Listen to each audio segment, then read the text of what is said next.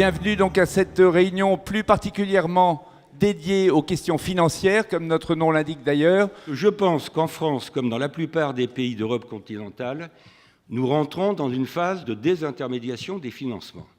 Le potentiel de croissance et d'emploi se trouve beaucoup dans le tissu PME. Donc si on ne règle pas d'une manière ou d'une autre les problèmes de financement des ETI et des PME, on aura du mal à sortir vraiment de la crise. Dans notre expérience, les fonds propres sont importants non seulement pour commencer les entreprises, mais aussi pour continuer les entreprises. Donc, concernant la situation économique de l'industrie alimentaire, les indicateurs ne sont pas tous au vert et la croissance peine à redémarrer. Et pourtant, notre industrie alimentaire, nous le savons, elle a des forces, elle a des atouts et elle a du potentiel. Donc très clairement, l'internationalisation des groupes coopératifs est insuffisante aujourd'hui. Quant à leur degré de concentration, on le voit sur le graphique de droite, il est très faible. Parmi le top 20 des IA en Europe, il y a 6 groupes coopératifs. Alors c'est vrai que c'est difficile pour une PME d'exporter, c'est vrai que c'est un coût, c'est un risque, mais c'est là qu'est l'oxygène et c'est là qu'est le potentiel de croissance. Et j'en arrive à ma conclusion pour dire que la taille ne doit pas être et n'est pas un frein pour le développement à l'international. Après une période, je dirais, un petit peu difficile, aujourd'hui, le secteur agroalimentaire est vraiment un des secteurs privilégiés par les investisseurs. Et pour les entreprises qui cherchent des fonds propres, c'est une chance parce que je dirais, si vous avez un beau projet, vous n'aurez pas de mal à convaincre des investisseurs de vous suivre. Avec la crise de 2007-2008, on voit qu'il y a eu une évolution assez en profondeur d'un certain nombre de paramètres qui amènent en fait à la fois des besoins nouveaux et un environnement nouveau pour les entreprises et peut-être aussi des opportunités nouvelles.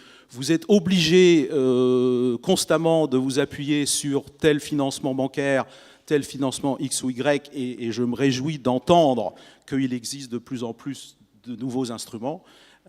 Mais pour moi, une entreprise, ça commence par ses fonds propres. Alors évidemment, quand on a dit ça, ça veut dire, bah oui, mais enfin, s'il y a plus de fonds propres, il y a moins d'effet de levier, c'est moins motivant pour le management. Bon, tout dépend de ce qu'on veut faire. Si on veut construire une belle histoire, ces histoires, elles se construisent dans la durée, ça prend du temps. Donc dès l'instant où on a commencé à faire des choix, c'est plus facile pour dire, voyez, nous-mêmes, on a fait des choix stratégiques et on est en capacité sur 10 ans de se dire, voilà le cap, voilà où on va aller, voilà le chemin, et voilà déjà les moyens qu'on met sur la table. Donc ça, c'est déjà rassurant, ça va dans le sens du haut de bilan, d'avoir capacité à avoir des fonds propres, et là, on devient plus attractif, et on peut être en capacité, dès l'instant où la stratégie est claire, d'attirer des investisseurs.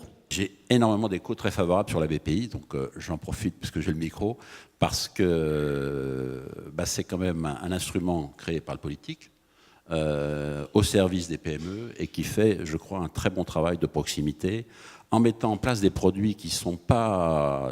Tu parlais de financement de plus en plus court, la BPI met en place des financements patients de 7, 8, voire 10 ans, avec 3 ans de franchise.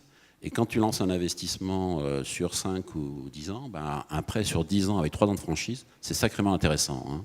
Et c'est ce que nous, en tant que conseil, on essaye de faire, c'est-à-dire de proposer aux entreprises une palette de tous les possibles en essayant d'optimiser ces conditions de financement. Établir une proximité aussi forte entre l'entreprise et sa banque et entre l'entreprise et le marché, qui effectivement constitue un financement alternatif à la banque, peut-être pas aussi absolument nécessaire tout de suite qu'il y a 1 an et demi, mais effectivement dans une perspective de développement de ces entreprises et, qu'on le veuille ou non, dans aussi une perspective de renforcement réglementaire encore plus strict pour les banques demain, puisque les besoins de fonds propres pour les banques demain seront, alors je ne sais pas à quel horizon, mais on lisait dans les Échos d'il y a 3 jours, on parlait même de 20% de fonds propres pour les banques, ce qui est énorme.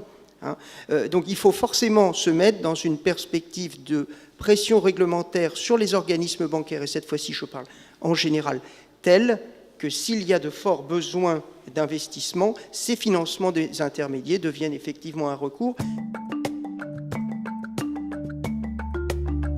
Oui, innovation, encore et toujours. Et innovation, ce n'est pas seulement l'affaire des actionnaires qui sont là pour la financer, ce n'est pas seulement l'affaire des banquiers, c'est l'affaire d'un management. L'innovation, je pense que c'est un état d'esprit. L'innovation, c'est toute une culture d'entreprise et de management jusqu'à la production, jusqu'à la technique en aval.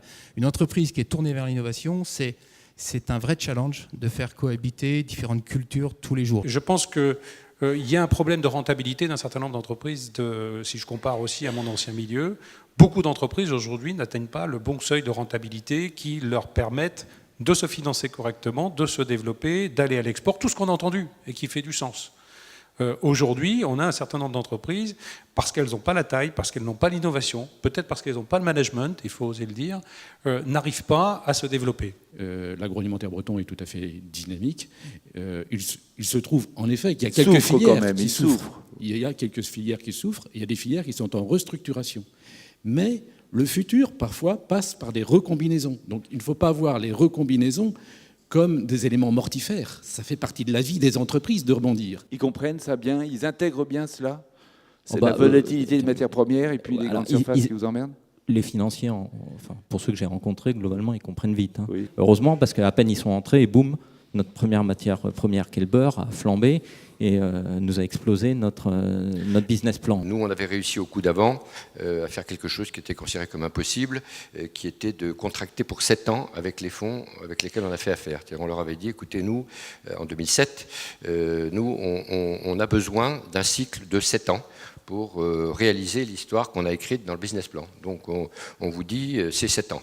Alors au début ça a un peu ronchonné, puis finalement ça s'est bien arrangé et on a fait une opération qui a duré 7 ans pile. Une entreprise qui ne trouve pas aujourd'hui du financement, il faut qu'elle regarde également elle-même pourquoi elle n'en trouve pas. C'est important. C'est bien effectivement de dire les banquiers sont frileux, c'est bien de dire mais effectivement le monde évolue. On a parlé de la taille des entreprises, de la consolidation, du marché, des grands enjeux qui sont la relation avec nos clients, la volatilité des matières premières, qui est un élément nouveau. On n'est pas très sexy des fois. Nos ministres aiment mieux parler de l'avion du futur, le TGV du futur, la voiture à 2 litres, que du secteur agroalimentaire qui pourtant est vraiment la solidité, l'aménagement du territoire. On est 97% de PME, TPE, PME, l'agroalimentaire. C'est important.